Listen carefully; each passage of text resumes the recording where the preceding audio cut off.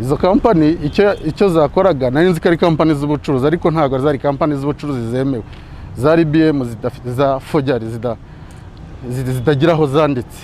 Impamvu navumbuye ko bitemewe n'amategeko, ejo bamfata nibwo kampani nari nagiye gufunguza bampaye na IBM yayo na mashini yafungurirwaga ku irangamuntu itariye. Noneho mbona ko n'ubundi nibyo nakoze mbere n'ubundi byafunguriye kuri yarangamuntu itariye. Nemera ko nakoze amakosa. Ntabwo nabikoraga nk'akazi nihangiye. Nari mfite umukoresha wanjye ari we boss nguyu ari we nafunguriragaho ari nayo wazikoreshaga kuri kampani yiwe. We twamenye ari nk'umuntu uza nk'umukiriya baza ibiciro, hanyuma aza kuvuga ko nyuma ko acuruza, ambwira ko yajya ndanguza ibicuruzwa. Ariko yenda nyuma we yari afite target ye, nibwo nyuma twaje kugenda tuganira, aza kumbwira yuko we ashobora kumbonera amafagitire. Ibyo mvuga ni ukuri. Noneho ambwira ko we ajya asagura, akaba afite reserve ku buryo ushobora gukoresha yenda ku buryo wayidekarara yenda umusoro ukagabanuka. Kugira ngo dukoranye twabone nk'ibihembwe bitatu, sinibuka yenda amafaranga yari ariko byose yenda ashaka kugira nko muri miliyoni 40, ariko hari zitaradekararwa zigihari. Ku bantu rero basora, nyamuneka nibakurikiza amategeko. Nta muntu numwe ufite uburenganzira bwo kubakuriraho imisoro kireka ikigo kibishinzwe.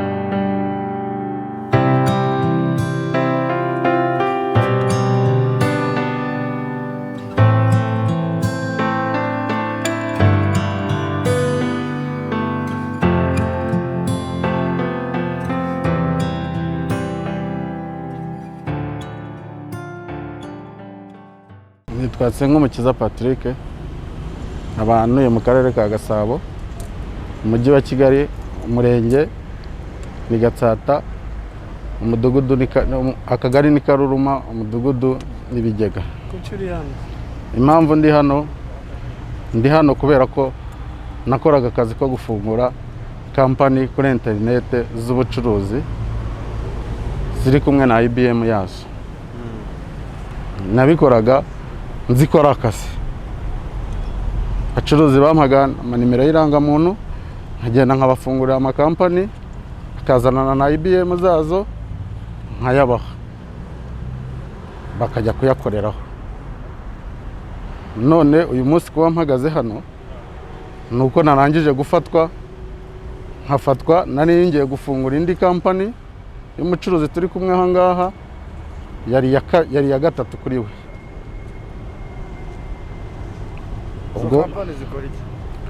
Izo kampani icyo zakoraga nari nzi ko ari kampani z'ubucuruzi ariko ntabwo zari kampani z'ubucuruzi zemewe. Zari BM zidafite za fojari zitagira aho zanditse. Ubifungura guzi ko byemewe nyuma umenya ko bitemewe ubu ngubu. Nabifungura nzi ko byemewe nzi ko ari akazi. Ariko nyuma namenye ko izo kampani nta hantu zajyaga zinjiza umusoro, zitajyaga zidekarara, ahubwo zavagaho fagitire zo kwiba leta, bakazikoresha izo fagitire bazidekarara amakampani yabo bacururizaho. Ubitangiye hashize igihe kingana iki umenye ko nyuma rero uri gukora ibitemewe nabwo hashize kingana iki? Natangiranye n'uno mwaka nibwo nabonanye n'uno mugabo turi kumwe muri uno mwaka mu kwezi kwa gatatu, ansaba kumufungura kampani, ndayifungura, ndayimuha, ikoreraho. Yayikoreraga igihembwe kimwe akayisubika, agakuraho fagitire adekarara iye kampani icuruza ibyo gucuruza mu mujyi by'ibyuma, amaferabeto, ibyuma by'amashanyarazi, byose niko kazi yakoraga, afite iduka mu mujyi. Ubwo twarakomeje turakorana. Igihembwe cya kabiri nabwo nambwe ati fungura indi kampani, nabwo ndayifungura, soraho fagitire zo kudekarara, ndazimuha. Iki cyari igihembwe, ndumva ari cyo cyari igihembwe cya kane gisoza umwaka. Uravuze uti wabikoraga nk'akazi wabikoraga nk'akazi wihangiye cyangwa hari umukoresha wawe? Ntabwo nabikoraga nk'akazi nihangiye, nari mfite umukoresha wanjye ariwe boss, uyu nguyu ariwe nafunguriragaho, ari nayo wazikoreshaga kuri kampani yiwe. Hari ahantu batari gusobanuka neza, hari igihe wigeze kubikora ubizi neza ko abishobora kuba byemewe n'amategeko, ariko uza kongera kuvuga ko hari igihe byagaragaye ko uzi ko bitemewe n'amategeko. Impamvu dusobanuye neza igihe wavumbuye ko bitemewe n'amategeko, warakomeje urabikora, niho dushaka gusobanura. Impamvu navumbuye ko bitemewe n'amategeko, ejo bamfata nibwo kampani nari nagiye gufunguza bampaye na IBM yayo na mashini yafungurirwaga ku irangamuntu itariye. Noneho mbona ko n'ubundi nibyo nakoze mbere n'ubundi byafunguriye kuri yarangamuntu itariye. Nemera ko nakoze amakosa. Nonse mbere urifungura irangamuntu ni wayibonaga kandi narayibonaga, ariko numvaga ko buri muntu wese wamirangamuntu namufungurira nkajya muri suberi, kuko nanjye nta bumenyi nari mfite. Najyaga muri suberi nkishyura umwana ukora muri suberi akabinkorera akamfungura akamparangije no kwestaramo IBM byose akamabirangije. Wafashwe ute rero, wavumbuye gute? Mu kuvumburwa nari ngiye gufungura indi iyo IBM y'iki gihembwe cy'uno mugabo yo kuzakoresha muri iki gihembwe kizadekararwa ku itariki 15 z'ukwa 9. Ubwo bakimara kuyifungura batwara prayinze kwa online, umwana arabikoraho muri suberi, IBM arayifungura ampamagara ambwira ati imashini yawe yatunganye ngwino uyishyire boss. Nibwo nagezeyo, nkimara kugerayo ndamwishyura amafaranga yajyaga bifungurira ndayamuha. Nkimara kuyamuha nibwo nahise mfatwa. Iri kuvuga ko we nasobuje Abanyereje miliyoni zisaga 45. Ayo makuru urayafite neza? Ayo makuru ntago niyafite kubera ko iyo mibare ngewe nari ntarayibona ku byo yasohoye mu bye kuri kampani yibacuruza. Ariko ibyaje kampani namusohoreyeho na IBM namusohoreyeyo zo ndazizi n'ebyiri, ndazizi ni ya gatatu itari yakoreshejwe. Ababishinzwe bareba imibare, kuko imibare ngewe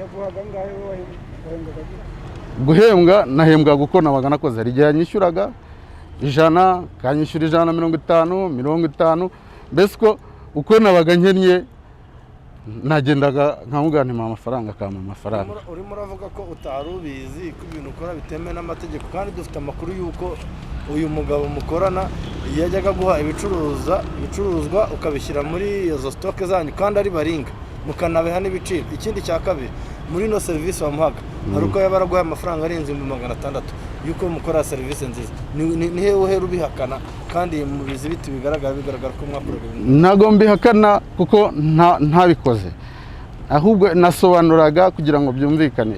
Iyo BM n'ubundi yakoreshaga dekararize yampaga kugira ngo fagitire zisohoke, nuko aguha ibicuruzwa akaguha n'ibiciro byabyo ukabishyira muri BM bagasohora fagitiriye nkazimushyira. Yampaga ibicuruzwa acuruzwa yaguye mu iduka rye tukabyesara muri BM, narangiza nkamusohorera fagitire nkazimushyira azadekarara kampani yiwe. Nicyo nasobanuraga kugira ngo cyumvikane. Ngewe amafaranga yampaye yose kuri telefone yanjye historique irahari, uko yayamaga kuri mobile money. Nigezamo amafaranga cash, nigezamo amafaranga cash yamaga kuri mobile money. Banareba muri historique ya telefone yanjye mobile money biriho ayo yagiye anyishyura kugeza izi saha. Maginga rero ngewe nakoranaga nawe ndi jyenyine. Nari nkubaje ni magingo yangaya uri imbere ya polisi yitangazamakuru, niki umva ko ari cyaha wicuza, unagira inama bagenzi bawe utazagwa mu mutego nk'uwo? Icyaha ndakicuza cyane, kuko nanjye ndi umunyarwanda ukunda igihugu, kuko nimba narakoze ibitemewe kandi nagombaga gusesengura mbere nk'umuntu nkamenya ko ibyo ndimo nkora bitemewe, icyaha ndacyemera ko nakoze amakosa. Nsabira n'imbabazi abanyarwanda ko ntazayasubira, kandi nzahora mparanira nanjye n'ababikora bose namenya bose nabibereka nabo bakabivamo. Ibyo namenya byose ku makuru y'ibyo byose ahombye igihugu, ateza inyuma igihugu, asubiza inyuma igihugu, ndi tayari gutanga ubufasha bwo kubimenya nkabimenya igihe nkaba abanyarwanda bambabariye. Ufungura kampani wakoresheje ibyangombwa byanjye? Fungura kampani nakoresheje irangamuntu ntabwo yari iyanjye, yari umwana bita Damuru nayihawe n'uwo mucuruzi. uyu munsi wemera ko ari icyaha wakoze? Ndemera ko ari icyaha kubera ko ntabwo nigeze nshishoza ibyo nkora ko bitemewe, kandi narangije kubona ko bitemewe bihombye igihugu.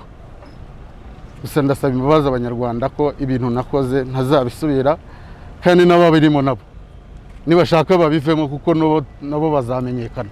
uratangira utwibwira amazina yawe naho ukorera. Njye nitwa Karangwa Benoit, nkorera mu mujyi wa Nyarugenge, mfite shop yitwa Vision Hardware. Yego. Benoit Karangwa. Nkaba nkorera Nyarugenge mu mujyi wa Kigali. umucuruzi? Ndi umucuruzi. Acuruza biki? Curuza kenkeri, ibijyanye na kenkeri. Ibyo mugenzi wawe yakuvugaho yuko wamukoresheje akazi kajyanye no gucura za DEBM, nibyo? Oya, ntabwo ari byo. Ikiri cyo ni iki? Kuki uri hano? Okay, njye ndi hano, undi ejo bamfashe bankuye mu mujyi, barambaza se uyu mugabo uramuzi? Ndebe ndavuga nti ndamuzi. Bita tuvuga reka tugende, turaza kugarura, nayo ifite imodoka, ndavuga reka nzamukane nayo, turaza tugera hari Akaciro kuri CID. Nibwo twicaye, gusa yenda icyo nabambajije ibijyanye n'uburyo dukora n'uburyo twamenyaniyemo. We twamenyanye ari nk'umuntu uza nk'umukiriya abaza ibiciro, hanyuma aza kuvuga ko nyuma ko acuruza, ambwira ko yajya ndanguza ibicuruzwa. Ariko yenda nyuma we yari afite target ye, nibwo nyuma twaje kugenda tuganira, aza kumbwira yuko we ashobora kumbonera amafagitire. Ibyo mvuga ni ukuri. Noneho ambwira ko we ajya asagura, akaba afite reserve ku buryo ushobora gukoresha yenda ku buryo wayidekarara, yenda umusoro ukagabanuka. Ibyo ngibyo biraba. Nta bundi buryo twiye dukoranamo nawe, twakoranye gutyo, akaza akampa izo fagitire kugira ngo dukoranye, twabone nk'ibihembwe bitatu, sinibuka yenda amafaranga yari, ariko bya byose yenda ashaka kugira nko muri miliyoni 40, ariko hari zitaradekararwa zigihari, kuko iki gihe ntabwo kiradekararwa. We rero kuba yarampaye izo fagitire, ntabwo ari ukuvuga ko njye nakoranaga nawe, ntabwo nari nsanzwe muzi, namumenye gutyo. Ntaho twari tuzi, yenda niyo bakora bagashakisha, ntaho naba nziranye nawe cyangwa namutegetse ngo ajye nkora ibyo bintu. We kuri we ibyo avuga ntabwo ari ukuri, ni ukubeshya. None se wowe nk'umucuruzi, yego, kuvuga ko izo fagitire utazi ibyazo, wahakana neza cyangwa se wasobanura neza kuko wasuraga neza nta kibazo? Nibyo natangiye mbabwira ko izo fagitire umva narazifashe. Ibyo byose urumva ko harimo amakosa, ariko yenda ntabwo umuntu yari azi ko ari amakosa, kubera ko zabaga ari BM yemenda ukayidekarara, ukabona yenda uwo musoro uragabanutse. Ariko muri make kuvuga ko wenda hari icyo nabambizeho cyangwa dufatanije, ibyo ntabwo ari byo. Jewe icyo wenda hari aho numva nazikoresheje, ariko hari n'izindi kuko bamufatanye iyo mashine bavuga yuko wenda ziri muri mashine, ariko ntabwo ari uvuga ko ari igihe bamushinza ku kazi ngo ajye gakora. Kuko ngiye mfite kampani ndakora, ndacuruza, ndarangura, nkacuruza. Ni kampani yanjye izwi hose mu gihugu. Nyine kampani yawe yasuraga neza nta kibazo? Urumva ko ninde mu rwego rw'amategeko ufite ububasha bwo kugabanyira imisoro y'umucuruzi n'umudekarara mu rwego rw'amategeko ucuruza? Ninde ufite uburenganzira, ufite ububasha buhebwa n'amategeko kugabanyira cyangwa gukuraho imisoro y'umucuruzi? Afande ntawe ufite uburenganzira. Ni umudekarara cyangwa Rwanda Revenue Authority cyangwa ni ikigo cyabihereye uburenganzira? Ni ikigo cyabihereye uburenganzira. None se uriya mugabo bakubwiye ko akorera Rwanda Revenue Authority? Ntabwo ayikorera. Kugira ngo mwizere mukorane, wegere ibyo byose, hari uko wamubonye, hari ububasha yakubwiye, wemere ko mwizerana mugakorana bino bihembwe byose. Tubwiye ko hari n'igisigaye bataradekarara. We kugira ngo mwizere umwinjize muri procedure dekararamo. Nsanzwe ndekara neza, ariko we kuba yarambwiye ko afite izo fagitire tukazidekara, urumva ni rya kosa ryabaye, ariko yenda ntariteganije. Ikosa ryo kudekara izo fagitire bivuga ko yari afite nta adresse afite akoreramo, ku buryo wenda acuruza, ku buryo wagenda ukagura ikintu we akaguha fagitire. Urumva izo fagitire yazimpaye mu buryo we yazikoraga, urumva ni business yari yarafunguye ariko itemewe na leta.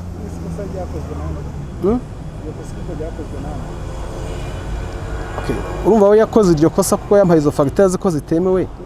Ye ntabwo nabaga nzi ko zitemewe. Uzakira wowe umuntu usanzwe udekarara, asanzwe udekarara, ufite uburyo ukoresha wishyura imisoro, haje uzanye wakiriye ubundi buryo bushyashya ntabwo umuntu ubikuzaniye ari ikigo cyabereye uburenganzira ni umuntu uhuye nawe nk'uko babivuga ngo yaraje turaganira ubundi ubwo wowe wumvaga nta kibazo ufite umva we yaje mu buryo bumeze nk'umukiriya ariko nyuma urumva bimaze kumenyekana ko harimo amakosa urumva ko namenye ko ari amakosa hanyuma kuri niki wishinja nirihe kosa wumva wasobanurira abanyarwanda uvuga ati icyo nishinja ni uko izo fagitire ntabwo urumva ntabwo zemewe kuko wenda Rwanda Revenue yerekanye ko zitemewe bituma ari nayo mpamvu habaye amakosa bakaba kumufata nanjye bakangeraho wazikoresheje ariko muri make icyo yenda nasobanura ni uko agiye muri we nta ruhare nigize ngiramo ngo namuha akazi ko kuba yankora izo IBM.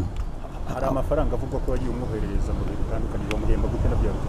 Okay, ayo ngayo kuyamwohereza urumva ko iyo yampaga izo fagitire je namuhaga amafaranga twumvikanye na pourcentage tiyenda uzajya umpa gutya ko umuntu avuga ati je mfite stock ndacuruza hari byo nasaguye aho kugira ngo njye muri refund nasora fagitire nubwo buryo giye bundi nari mbizimo.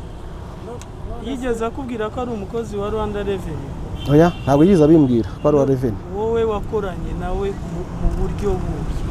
Buryo twakoranye murumva ko twakoranye nk'umuntu uri businessman uje kukorohereza mu kazi ariko ndabivuga urumva ko nakoranye nawe muri ubwo buryo niba yenda afite ibyo asagura izo fagitire noneho giye nawe nayidekarara urumva ko umusoro wagabanuka birumvikana nayo mpamvu giye bivuga nti yenda aho nakoze amakosa ariko ntarinzi nayo mpamvu nyasabira imbabazi. Rero uri imbere byagaragaye yuko mwakoranye mugafungura kampani ya mbere mukayifunga mugafungura ya kabiri ukayikoreraho igahagarara ukafasha n'ibicuruzwa byaba ari ingudafite cyari kigamijwe n'ikiye kugira ngo ufungure ya mbere ufungure ya kabiri kandi ukorana n'umuntu mwari mugamije unohereza ibicuruzwa udafite. Oya iyo ngiyo nta kampani nigize mfungurana nawe ko giye kampani yanjye ni Vision Hardware niyo nkoresha nta yindi kampani nkoresha ni nayo nafunguje we ubwo izo yafunguye zifunguye ku ruhande rwege ntabwo izi miliyoni ziri kuvuga ko wanyereje tazemera aho nasobanura kuko niba kubi fagitire we yampaye zigaragara ko zirimo amakosa giye ayo mafaranga ngomba kwishyura bareba izo fagitire zirimo ko giye ngomba nkaba nazishyura kuko urumva habayemo ikibazo kubera ko zitemewe. Hari kwishyura hari no kuyemera hari kwishyura wumva utakaba yishyura kuko utanyereje hari no kwishyura uvuga ati koko rya kosa narifatiwemo biragaragara ko ngomba kwishyura nanyereje imisoro. Aho rwose aho ndabyemera kuko ikosa iyo rigaragaye ko warikoze ndaryemera jewe ari nayo mpamvu nenge kubariza hano nti uremera kwishyura ute imisoro ku makampani atarayawe kanazi yafunguriye. Aya kuri kampani je ntabwo nakwemera kampani ntafunguye ko mfite kampani yanjye uzishyura imisoro ute ari nayo nkoresha yo kwishyura iyo misoro Rwanda Revenue niyo ibiteganya kavuga ati yenda wowe igihe niki mushobora gukorana amasezerano y'uburyo wagenda wishyura kubera ko haba byagaragaye ko ari amakosa kandi ayo makosa ndayemera kubera ko harimo fagitire zitemewe ngomba gutangira umusoro wazo. Birashoboka ko kano kanya wenda hari abacuruzi baturikiye tugana ku musozo bashobora kuba bari gukora ikosa nabo dusoza nabo ubutumwa ubutumwa nabaha nuko bagenzura bakareba neza abantu bagenda babibeshyaho babashuka kugira ngo bukuzagwa muri uwo mutego gukora n'umutego umuntu aza akubeshya ku buryo utamenya uburyo we yabiteguye ugashiduka umutego wawuguyemo.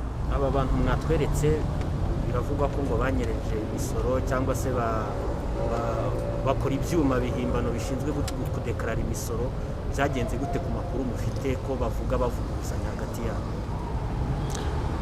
Uko byagenze nibo bakuzi ariko twebwe icyo dushinzwe nuko tumenya no gushakisha amakuru y'abantu bakora ibyaha nyine bakora ibitemewe cyangwa se bashobora no kuba bahunganya umutekano uko bicara rero bagacura imigambi yabo nuko babikora nuko bakora uburiganya nuko bakora fraud nuko bahimba fagitire nuko bakoresha inyandiko mpimbano ibyo baragenda bakabikora nyine bonyine.